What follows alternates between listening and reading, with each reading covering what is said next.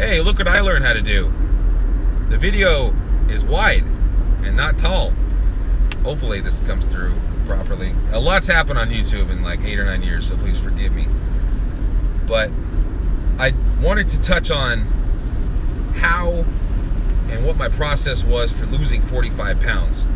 And I could tie it to one decision, one basic decision, one ultimate decision. And it's going to sound simple, but it was to just start moving, to change. And I was at the doctor after my knee surgery, and I was looking for work. And he asked me, he goes, your weight is awfully high. Has anyone in your family ever had diabetes? And I kind of played it off a little bit. I said, no, why? He said, well, your height and weight are disproportionate, and your BMI is awfully high. You're under the category of morbidly obese. And thinking to myself, and I've seen my 600-pound life. I don't look anything like those people. And he said, well, you're considered morbidly obese. I said, I just didn't think, that I would be at that point. And that scared me because I knew how diabetics, later in life, what their life's like. After you retire and everything like that, and you go on trips and vacations, and you need your pills, you need your medication, you need to test your blood sugar, you need to eat certain ways. I didn't want to have to live a life like that. It scared the crap out of me. So driving home, I just thought about all the things that I taken for granted over the years. The ability to walk, to run, to work out and play basketball, play sports without having to worry about knee pain that I now constantly deal with on a daily basis. And it was a wake-up call.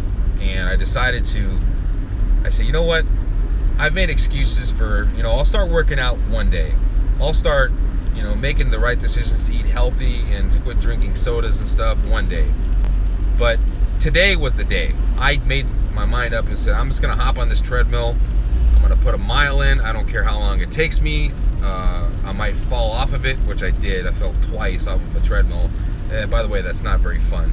Those videos of people falling down in the video, in the funniest home videos, they're funny to laugh at until it happens to you because it really hurts.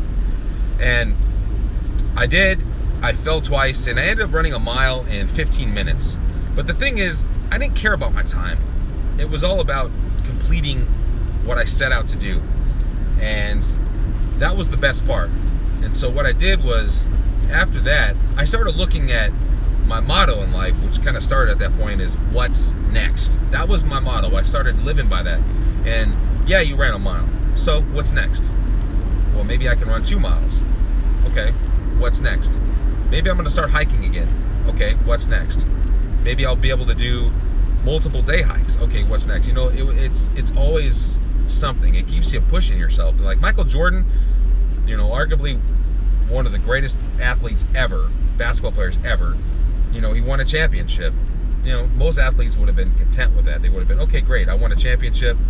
Now I'll go down in history as a champion, and I could, live the rest of my days out trying to get back to this point. But Michael Jordan wasn't like that. He wanted another one and another one, and then took a break for a while, and then he won 3 more in a row. It's like he always pushed himself to achieve the ultimate goal, and nothing else was acceptable. So with me, I just made the excuse. I just made the decision. I'm going to work out today. I don't care how I feel. I don't care what equipment I have, what clothing I have or don't have. And I'm just going to do it. I don't care what it takes. I just need to get that workout in to feel good. And ultimately, now reflecting back upon it, that's what I need. You can keep your cups of coffee. You can keep certain snack foods. You can keep certain things that people need to function on a daily basis. I need to work out. It gives me a sense of fulfillment, a sense of completion, and a sense that I did something that I sought out to do, and it feels good. It is sort of like a drug, but it's a good drug, and I do it every single day. And what I started doing was I started going to the gym, going to the elliptical, and burning as many calories as I could in 40 minutes or 30 minutes, whatever, how much time I had, and doing what I could. And after that, I kind of got into CrossFit in 2013. I got into CrossFit for a while. And the best thing about CrossFit was it taught me what kind of workouts I could do, the proper movements and setting up my own workout plans and things like that.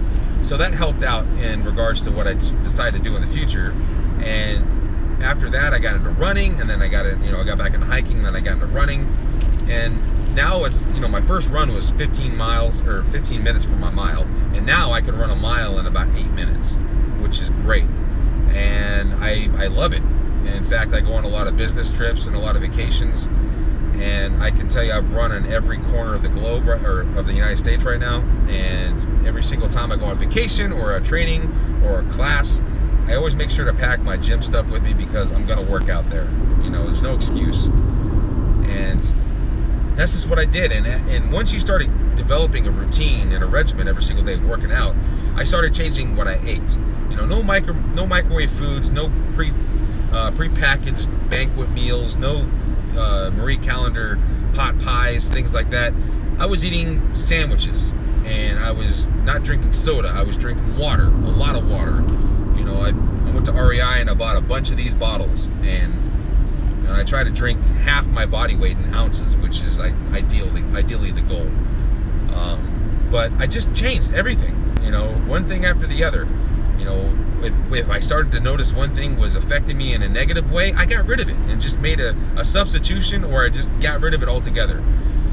I never had problems like smoking or drinking a lot, and so that really wasn't a difficult thing for me. But just making the decision to start working out, whether it's just walking or running or lifting weights or push-ups or sit-ups, something.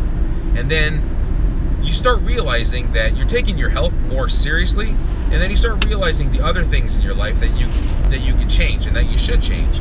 And then it just becomes a gradual process that you adapt to. And that's all it is. It's not some magic pill. You're not going to lose weight to get in bikini shape in a few days or a few weeks. It takes patience, it takes persistence, it takes consistency, and ultimately it takes self-evaluation. You need to evaluate yourself, self-assess.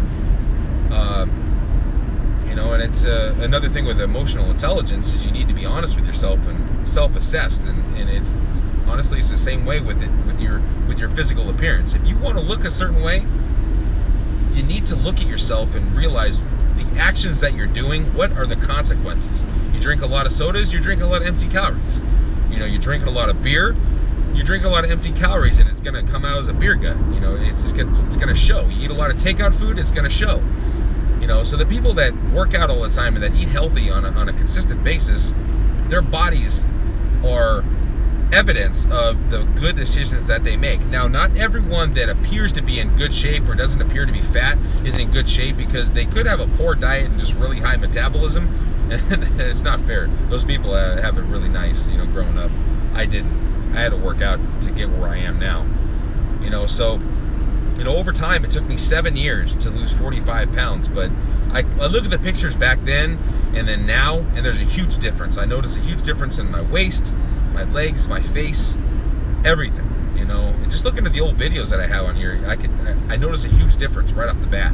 And I keep them up there because it kind of serves as a reminder that you were here once, and now you're at this point, and you're healthier because of the decisions that you made. So stick with it. Don't give up.